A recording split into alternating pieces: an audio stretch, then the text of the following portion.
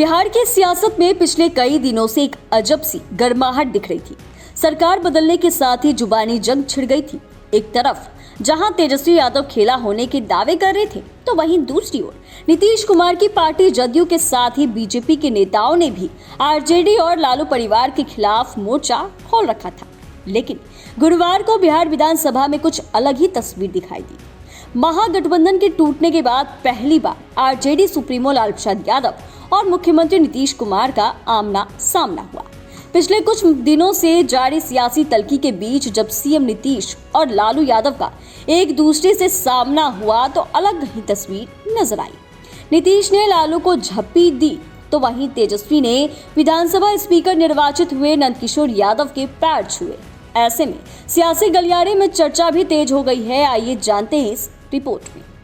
दरअसल बिहार में हुए सत्ता परिवर्तन और नीतीश कुमार की एनडीए में फिर से एंट्री के बाद पहली दफा उनकी लालू प्रसाद यादव से आमने सामने मुलाकात हुई।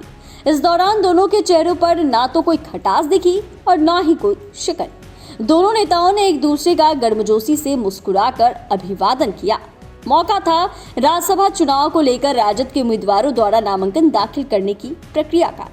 इस दौरान जब लालू प्रसाद विधानसभा के पोटिको में पहुंचे तो उसी समय नीतीश कुमार सदन की कार्रवाई से भाग लेने के बाद लौट रहे थे। इस दौरान प्रवेश द्वार पर दोनों ही नेताओं की मुलाकात हुई। लालू प्रसाद को देखते ही नीतीश कुमार ने अपने चिरपरिचित अंदाज में पहले मुस्कुराहट दी, फिर पास जाकर लालू प्रसाद से मुलाकात की, उनसे हालचाल पूछा, हाथ जोड़कर अभिवादन किया और उनके कंधे पर थपकी देकर आगे बढ़ गए।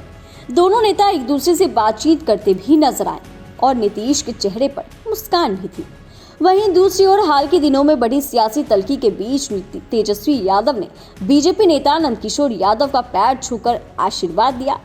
इस दौरान तेजस्वी यादव के साथ सीएम नीतीश कुमार भी थे। दरअसल अवध बिहारी चौधरी को हटाए जाने के बाद से विधानसभा के स्पीकर की कुर्सी खाली चली गई थी। चालू बजट सत्र के दौरान सदन की कार्रवाई की संचालन की जिम्मेदारी डिप्टी स्पीकर महेश्वर हजारी संभाल रहे थे। नए स्पीकर का चुनाव हुआ और इस पद पर बीजेपी के नंदकिशोर यादव निर्वाचित हुए।